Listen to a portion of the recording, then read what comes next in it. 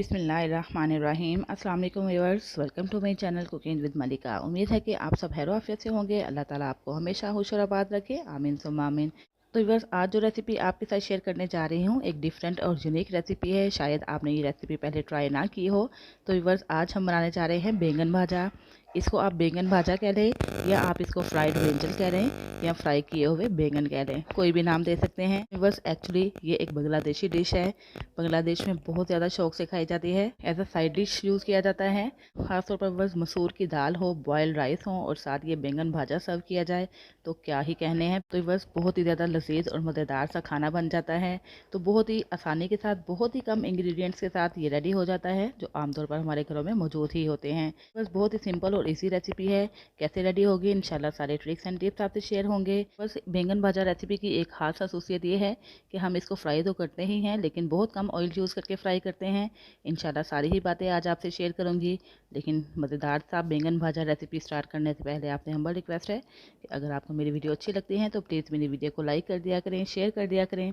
और अगर आप चैनल पर नए हैं तो चैनल सब्सक्राइब करके बेल आइकन प्रेस करें, ताकि आपको मेरी नई नई वीडियोज़ की नोटिफिकेशन फ़ौरन से मिल सके, जो फ्री ऑफ कॉस्ट है। सबसे पहले हम बैंगन की कटिंग कर लेते हैं। देख लेते हैं कि इस बैंगन को किस तरीके से काटना है। इसका लोअर और अपर पार्ट हम सेपरेट कर लेते हैं।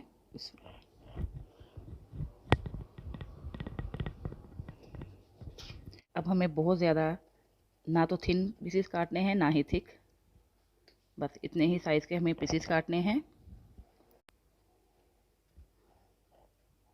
ये देखिए व्यूअर्स, इस तरह, ठीक है। तो बस मार्केट में बहुत ही ज़्यादा फ्रेश ब्रिंजल आ चुके हैं, बैंगन आ चुके हैं, जैसे कि आप देख रहे हैं। इसके अंदर से बीज भी कितने ज़्यादा फ्रेश लग रहे हैं, ठीक है।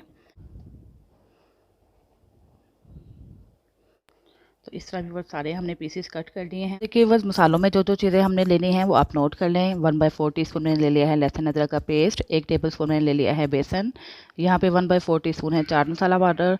1 चुटकी मैंने ले लिया है गरम मसाला पाउडर। 1/4 टीस्पून ले लिया है खुश्क धनिया पाउडर।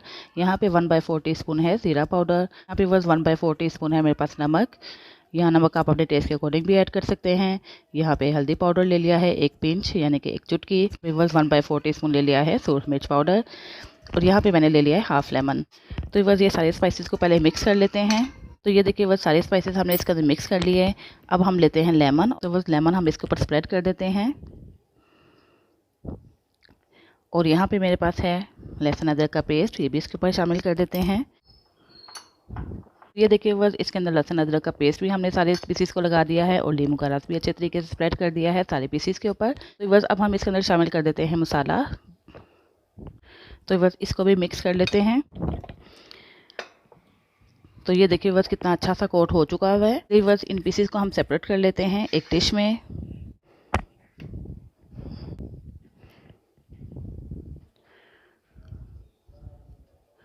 और यहाँ पे जो मसाला रह गया है ये इसके ऊपर स्प्रेड कर देते हैं दोबारा से, ताकि एक अच्छी सी कोटिंग हो जाए। ये देखिए बस कितना अच्छा सा मसाला कोट हो चुका है। तो बस अब हम इसको 10 से 15 मिनट के लिए रेस्ट पे रखते हैं, ताकि मसाले अच्छे तरीके से रच बस जाए। क्योंकि बस बैंगन ने भी पानी छोड़ना है, उस पानी के छोड़ने की वजह से ये सारे मसाले इसके ऊपर अच्छे तरीके से चिपक जाएंगे। तो इंशाल्लाह 15 मिनट के बाद मैं आपको नेक्स्ट स्टेप गाइड करती हूँ। तो आइए व्यूअर्स चेक कर लेते हैं। तकरीबन 15 मिनट गुजर चुके हैं। ये देखिए बैंगन ने जितना भी मॉइस्चर रिलीज़ किया है, उसकी मदद से ही मसाला सारा अच्छे तरीके से बैंगन के ऊपर आ चुका है। तो चलिए व्यूअर्स, अब हम इसको करते हैं फ्राई। बस फ्राई करने के लिए कोई भी पैन या तवा आप यूज़ कर सकते हैं। इसके ऊपर स्प्रेड कर देते हैं ऑयल। 1 से 2 टेबलस्पून ऑयल स्प्रेड करेंगे। तो यहाँ पे बस हमने 2 टेबलस्पून ऑयल स्प्रेड कर दिया है। इसको सारा फैला लेते हैं। तो बस सारे बैंगन के पीसेस हम रख देते हैं इसके ऊपर।